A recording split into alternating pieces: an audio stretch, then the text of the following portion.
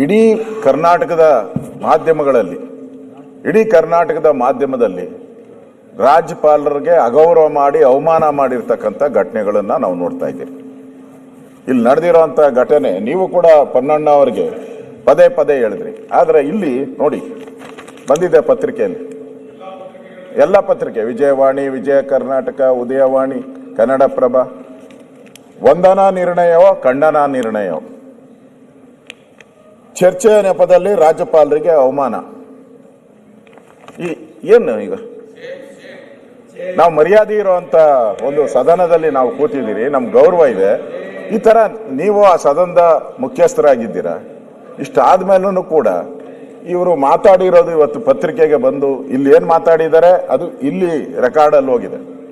ಆದ್ರೆ ಪತ್ರಿಕೆಯಲ್ಲಿ ಮಾಧ್ಯಮದಲ್ಲಿ ಬಂದಿರತಕ್ಕಂಥದ್ದು ಇಡೀ ರಾಜ್ಯದ ಜನರ ಗಮನಕ್ಕೆ ಬಂದಿದೆ. ರಾಜ್ಯಪಾಲರನ್ನ ನಾವು ಏನಂತ ಕರಿತೀರಿ? ನಾವು ಮೊದಲ ಪ್ರಜೆ ಅಂತ ಕರಿತೀರಿ.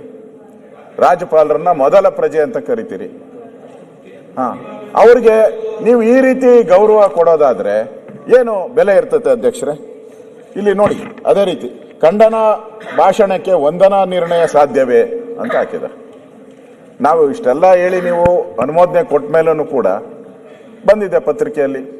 ನಾವು ಮಾತಾಡಿರತ್ತಾನೆ ಅವರು ಬರ್ದಿರೋದು, ಅವ್ರೇನು ಸುಮ್ಮನೆ ಬರ್ದಿರಲ್ಲ. ನೀವು ಮಾತಾಡಿದ್ದೀರಾ, ಬರ್ದಿದ್ದೀರಾ. ಅಧ್ಯಕ್ಷರ, ಇನ್ನು ಅದಕ್ಕಿಂತ ಆಘಾತಕಾರಿ ಅಂತ ಹೇಳಿದ್ರೆ ನಾನು ಒಂದು ಪದನ ನಿಮಗೆ ಓದ್ತೀನಿ. ನೀವು ಪತ್ರಿಕೆಯಲ್ಲಿ ಬಂದಿರೋದು, ಎಲ್ಲ ಪತ್ರಿಕೆಯಲ್ಲಿ ಬಂದಿದೆ, ನಾನು ಹೇಳ್ತಾ ಇದ್ದೀನಿ. ಕನ್ನಡಪ್ರಭದಲ್ಲಿ ಬಂದಿದೆ ಒಂದು ಮಾತು. ರಾಜ್ಯಪಾಲರು, ಪನ್ನಣ್ಣ ಅವ್ರು ಮಾತಾಡಿರೋದು, ಗವರ್ನರ್ ನಡೆ ಆತಂಕಕಾರಿ. ರಾಜ್ಯಪಾಲರು ಭಾಷಣವನ್ನ ಪೂರ್ಣ ಓದದೆ ಕೆಲ ಸಾಲಿನಲ್ಲೇ ಮುಗಿಸಿರುವುದು ಆತಂಕಕಾರಿ ನಡೆ. ರಾಜ್ಯಪಾಲರು ಜೈ ಸಂವಿಧಾನ ಕೂಡ ಹೇಳಿಲ್ಲ. ರಾಜ್ಯಪಾಲರು ಸಂವಿಧಾನದ ಜವಾಬ್ದಾರಿ ನಿಭಾಯಿಸಿಲ್ಲ.